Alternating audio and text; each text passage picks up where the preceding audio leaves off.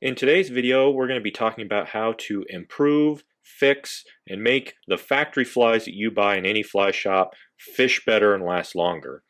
It's a topic that not many people really talk about, don't really know why, but a lot of the flies that you're buying, either online or in a fly shop, they come pretty fully dressed, bushy, they have large wings, too much hackle, and really that's okay if you're fishing really broken water, fast current, pocket water, or if you have troubles seeing your fly, a little bushiness can help you find that fly in broken water. But the reality is you are going to catch less fish because some of these flies are too bulky. Now this is two identical parachute atoms from a quality fly manufacturer here in the United States. You can see the one there on the right, big giant parachute post, which I'm sure you could see that fly just fine out there on the water, but the reality is that does not necessarily look like a mayfly. Mayfly is a very slim, delicate insect, not a big giant poofball. Same goes for the hackle. Lots of hackle on that one that I haven't really trimmed there. Same with the tail.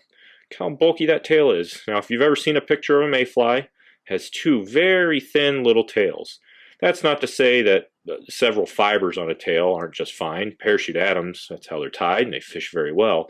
But that's like triple what you probably really need. And you will catch less fish on this big, bushy dry fly. This slimmer one that I've gone through just with a pair of scissors and trimmed out some of the parachute post. Believe it or not, you can still see that just fine out there on the water. That white will still stand up. I trimmed some of the tail, and I also thinned the hackle. I didn't trim all the hackle out. I just thinned it. So you just go in there with your tips of your scissors and thin the fly out. Now this can be controversial because you're buying these flies for $2 to $3 a piece. The first thing you go do is you hack them up. But I just try it. I would tell you, you'll catch more fish. And sometimes less is more. You don't need to go in there and just chop the whole parachute post off, but a little trimming goes a long way. Same goes for some of these chubbies that you buy. I mean, that chubby has an awful lot of poly yarn on there. They say it's to imitate, a fluttering insect, but that is just one big glob of white, and that's all the fish is seeing.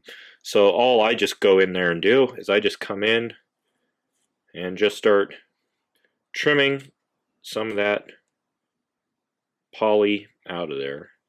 And you could really trim as little or as much as you want. And you can see they put an equal amount of poly there on the back. Usually you want the back here a lot sparser than you do the front poly. So you just go in there and just start trimming away. And sometimes just a little bit's all it needs. Sometimes you need to really go in there and do some major surgery. But there's a chubby there with just a essence of what it was, and it's just supposed to look like fluttering wings, not a indicator. So again, if you're fishing really heavy water, the fish may not care because they have to make a quick decision, and they'll snap up that chubby just as bushy as it was from the factory. But sometimes you need to trim off a lot of that poly when you're in slower current, pickier fish, have more time to investigate and react to your fly. So that's trimming and improving a factory fly. The next thing you can do is you can add these UV resins. So you can just take a plain little fly. Like here's a little European Czech style caddis nymph. Just plain, nothing wrong with that. Fish is just fine most days. But you can spice them up and just add a little bit of bright green loon UV fly finish to the butt there. Makes it look like a little, I don't know, emerging caddis or something like that. And sometimes that makes all the difference in the world. It's best to apply this stuff kind of sheltered. So I'll use my hand and just take a little applicator and kind of go into the bushes or hunker down and just add some. Then you don't need to carry a light with you, especially if it's a sunny day. You can just take this and hold it straight into the sunlight and it'll cure rock hard. Some guys say that it won't last long. Sometimes it doesn't, but the beauty is that it costs you like the 20th of a penny, so you can just add it again once it falls off. Sometimes you can find a fly that holds it a little better, like these little check style nymphs. They have a little bit of dubbing on the head, so I just take the UV resin and you just work it into the dubbing with the applicator. That tends to last a lot longer, just because it has something to get and grip into. So you can see here's the before and the after. Let's see if I can hang these together. There we go. So there's a plain one, you know, nothing wrong with it, but you can just spice them up. You can do this to nymphs, you can do this to dries, you can do this to worms. You can even do it to the butt of a stonefly, make the butt a little more juicy. Another thing you can do is carry little Velcro with you as well. Sometimes what happens with your flies is they get a little kind of matted.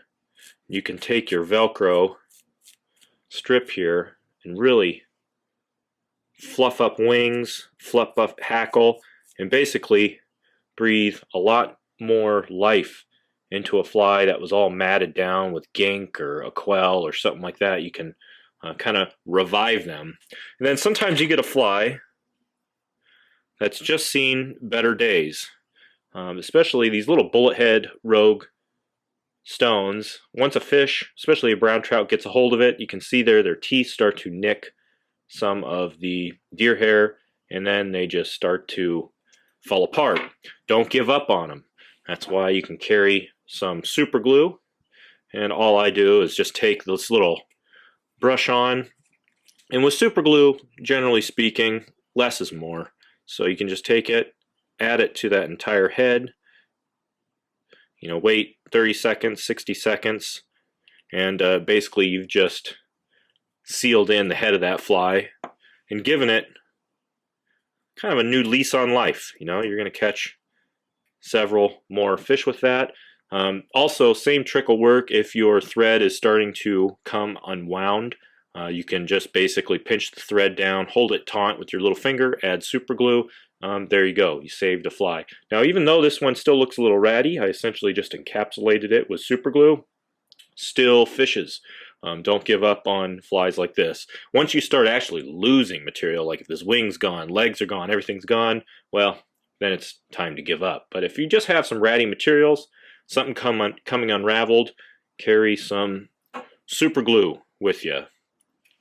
So with these fly finishes, a few of my favorite colors are like the hot green's pretty neat, the hot red, those are the two I used in the video. If you're a lake fisherman, you can bring white with you, you can bring black with you. Another thing you can do if you don't want to deal with glues is bring markers. So a simple Sharpie can completely transform a fly. So a fly like this, with a thorax that's light, you can instantly just hit it with a marker and darken up that thorax right away. This can basically save the day, especially if you're out there and one of the things that really saved me here in Colorado many times is the trico hatch. So if you have a parachute Adams, it's gray, just like this one. Fish don't want it, they want black. Boom, now you have black. It's as easy as that. It will save your butt. There's no glue. You don't have to worry about making a mess. The glue comes in really handy, but a simple Sharpie comes in almost just as handy and is a lot less fuss. And you can get Sharpies in all kinds of colors, browns, reds, greens, oranges, whatever color floats your boat, basically. And you can use Pantone markers, you can use any permanent marker will work just fine. But that is how to customize, improve, fix, and just give yourself a lot better chance at catching more fish out there on the river.